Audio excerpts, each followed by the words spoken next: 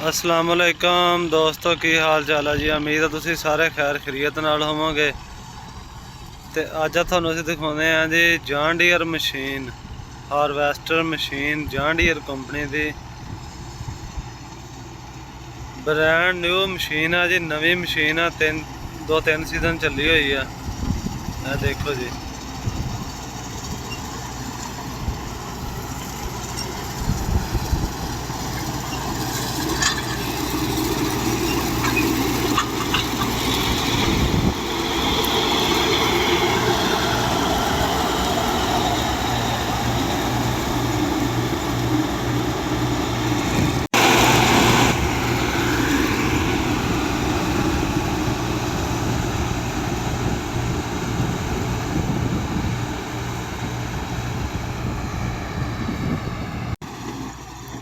छोटी जी मशीन है माशाल्लाह जी, और बहुत ही ज़बरदस्त परफॉर्मेंस है। तुसीं देख रहे हो, इसकी आवाज़ वगैरह भी कोई नहीं, बिल्कुल ट्रैक्टर तरह वा।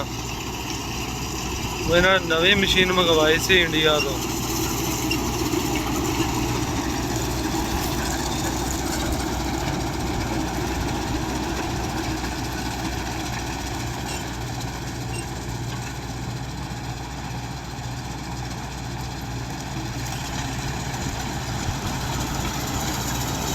देखो जी, जबरदस्त परफॉर्मेंस।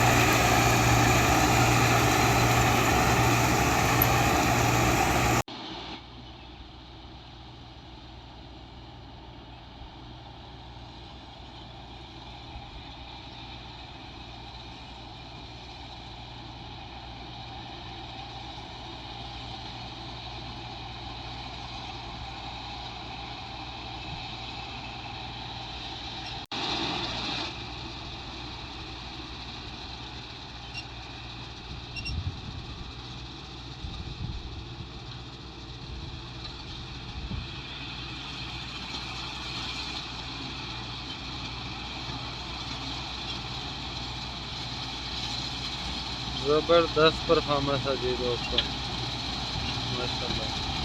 सोहनी मशीन है माशाल्लाह।